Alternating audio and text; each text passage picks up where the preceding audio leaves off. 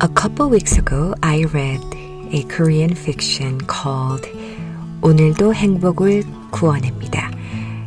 If I translate it, it can be kind of translated into baking happiness again today.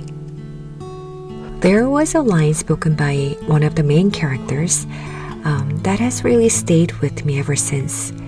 I cannot remember the exact wording, but the idea was something like this. What we need most is not an answer, but a choice. The more I thought about it, the more I realized how much of my life has been spent searching for answers. Answers about my child, my health, decisions that could shape our family's future, and what God is doing when His plans seem unclear. I often tell myself that if I could just gain clarity about the thing I am worried about, then I should finally be able to rest. Then I will trust. Then I will enjoy the season I am in. But the older I get, the more I realize that certainty is a moving target. One question gets answered and another appears. One season ends and a new set of concerns arrives. There is always something unresolved, something unfinished, something beyond my control.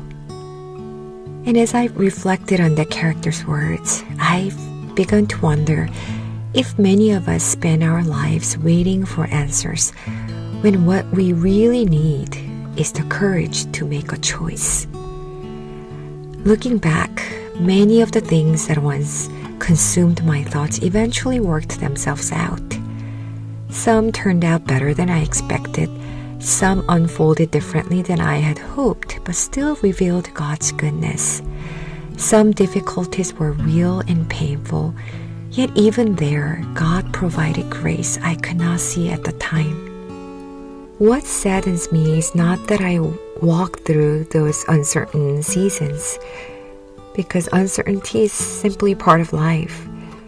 But what really saddens me is how often I allowed uncertainty to keep me from fully living. For years, I believed peace was waiting somewhere in the future, just beyond the next answer. If I could understand what God was doing, if I could know how a situation would unfold, if I could remove the uncertainty, then I would finally be able to relax and enjoy the life in front of me. Yet, many of those futures have already come and gone. The things that once felt so urgent have largely faded from memory. The questions that kept me awake at night have mostly been answered, replaced, or forgotten altogether. But the days I spent worrying about them are gone as well. Yesterday was once today. That simple realization has changed the way I think about the present. Because today, the ordinary day sitting in front of us is the very day we will someday look back on and miss. We will miss the conversation around the dinner table, the school drop-offs, the texts from friends, the laughter of our children before they grow up, and the familiar routines that seem so mundane, so ordinary while we are living them. These moments rarely feel significant because we just assume there will always be more of them.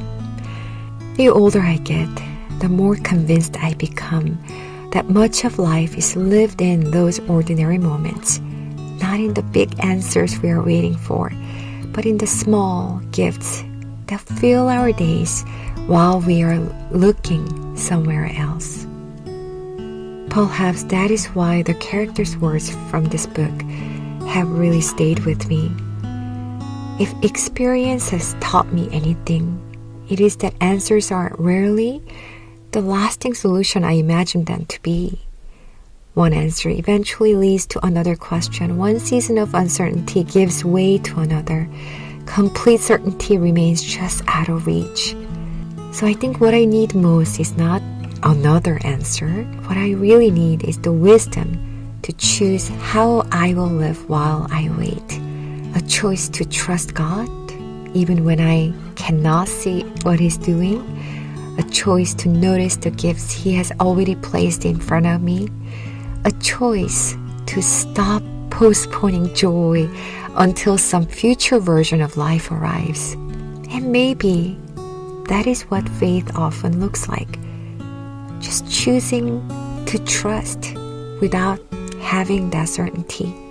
The future may remain unclear. Some questions may go unanswered longer than I would like.